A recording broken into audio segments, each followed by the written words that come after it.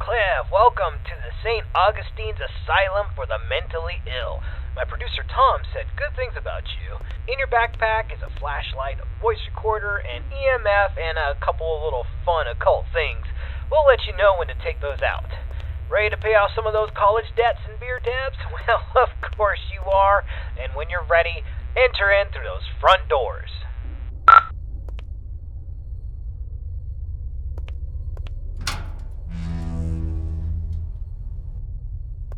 Nice, the door was unlocked. It can get a little sticky sometimes. So here's the story behind the St. Augustine's Asylum for the Mentally Ill.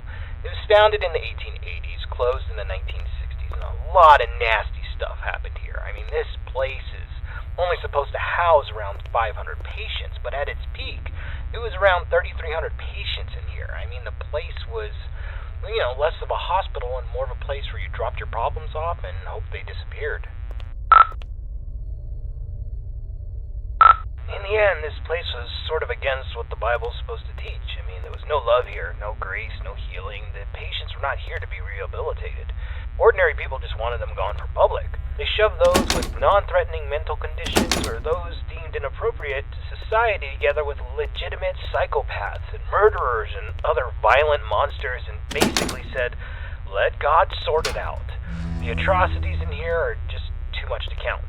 The death toll was... This is where the 100 hallways patients would convene, and we heard that the patients pre-1920 actually received never left. Then the war hit, the depression hit, and then the budgets all fell apart.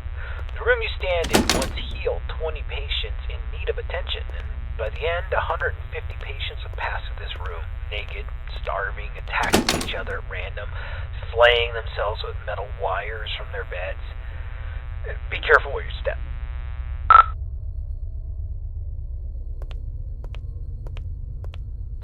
Alright, this is a good place to start. I want you to take out your voice recorder, and I'll hopefully be able to awaken this place. Okay, spirits of St. Augustine, please reveal your presence to us. Show us that you are in this room. Feel free to interact with anything, or speak to us. Use your words, use your voice, and let us know that you're here. Okay, play that back. Know that you're here.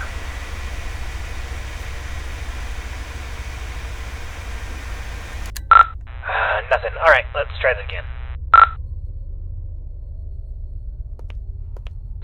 Alright, let's try this. Ghosts of St. Augustine, please let us know that you are still in this hospital. I give you permission to reveal yourself. I give you permission to come to life. Just give us a sign that you're here. Tell us where you are. Speak to us now into this microphone. Alright, check that. Now into this microphone. Alright, let's try one more spot.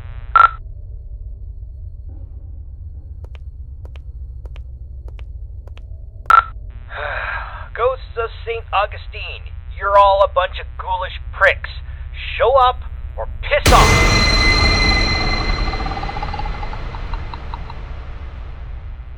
Whoa, did you hear that? Play that back. Pricks, show up or piss off!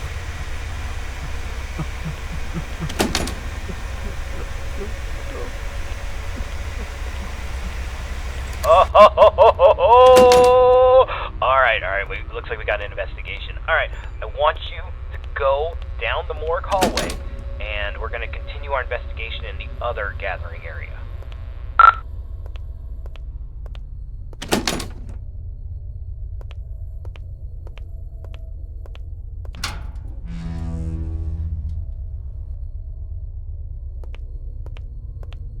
Okay, the 4 areas you need to visit to fulfill your contract, the E-Social area is the first on the list. This is the area where the inmates who are deemed a danger to society would convene. You'll go to this room and perform a summoning ceremony. So walk into the center and we will begin.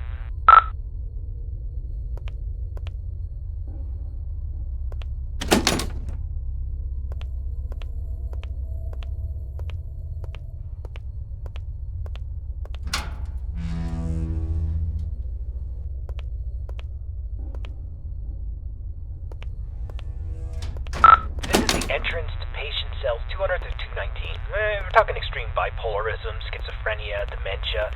Not necessarily dangerous, but it could be a challenge for society. Dang, the door's locked. That sucks.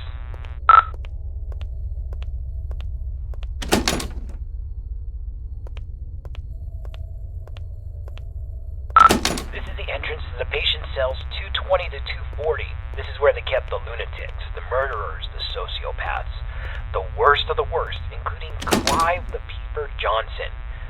You'd think he would be a pervert with a nickname the Peeper, but the truth is far worse. He was extremely manipulative and very intelligent. He was a murderer and a memer. Most of his victims could never identify him because he managed to convince them to gouge their own eyes out with metal wires and even their own fingernails. He came here due to legal loopholes, and when the facility went off the rails and the doctors stopped caring, he jumped into action. The patients who didn't listen were tortured, and the ones who did wandered around the facility, blind, screaming, and in constant fear. This door's locked too. Let's just start the ceremony.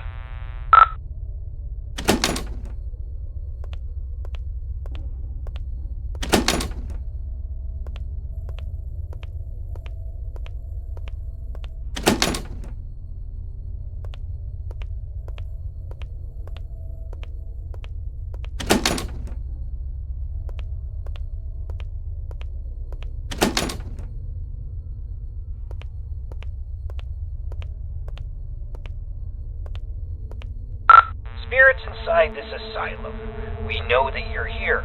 We release you from your restraints. Come forward and live again. This person is no longer shielded from the realm of the dead. You may be seen, interact, and manipulate him in any way as you see fit.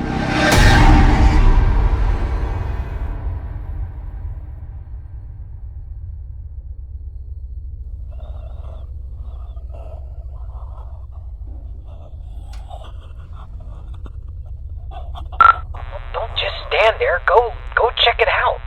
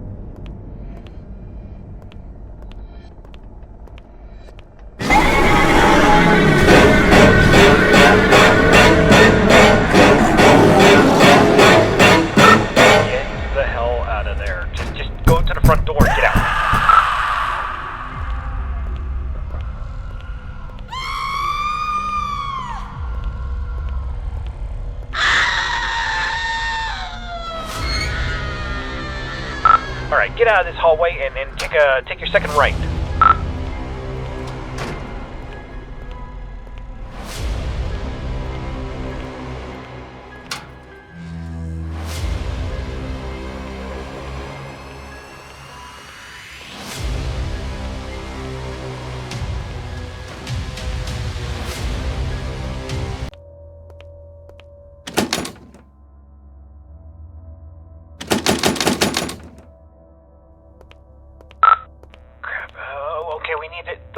something to pry this door open. Go back downstairs. I bet you there was something downstairs we could probably use. Hold on. That staircase wasn't there before.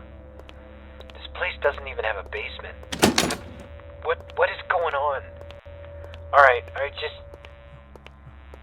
I don't think you got any other choice. I think you gotta make your way downstairs.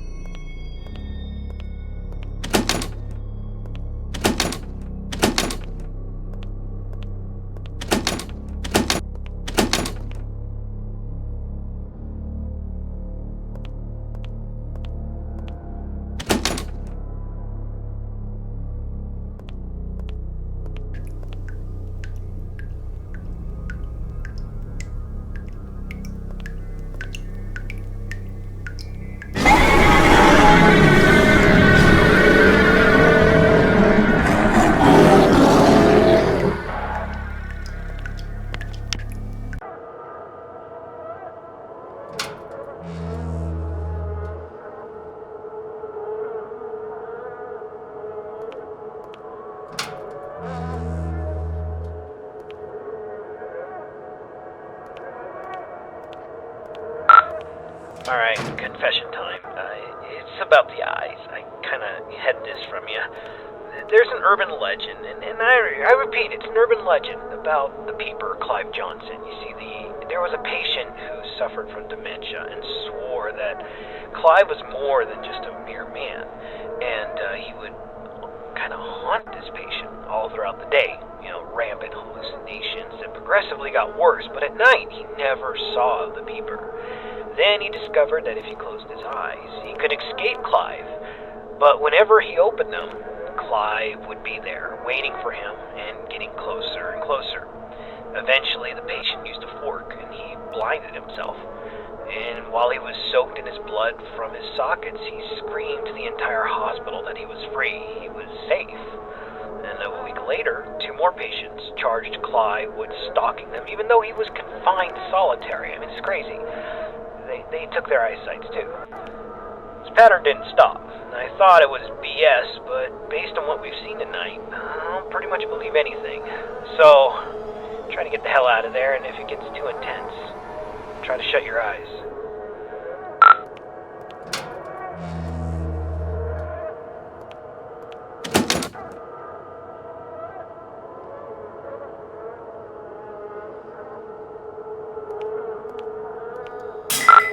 Damn flashlight broke. I can't use that anymore.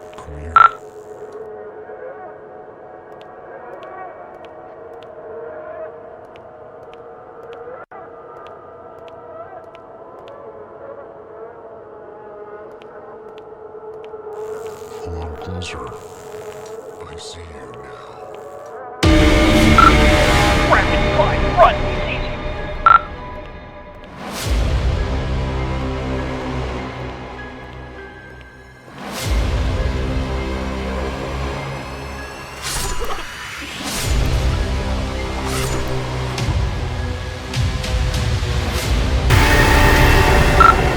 Ignore them, just run!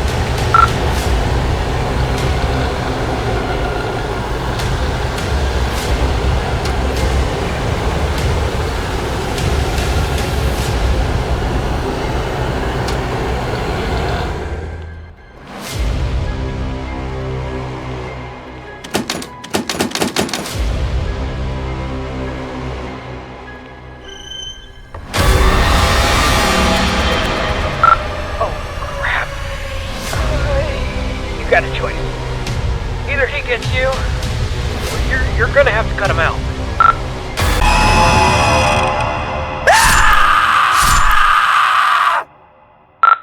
Holy crap, man. I can't believe you just did that. You freaking gouged your eyes out with a scalpel. Are you alright? I know you're not. Holy crap. Alright, we're getting a picture from your camera. Bad news is it's pitch black. There's no light. Your room, there's nothing I could see. The flashlight went out, and we don't even know where you are. I'm not going in there. Are you going in there? I'm not going in there. Hell no. Look, if you can't feel anything, sorry, but we're not coming. I'm sorry, man. I have to go. I'm sorry.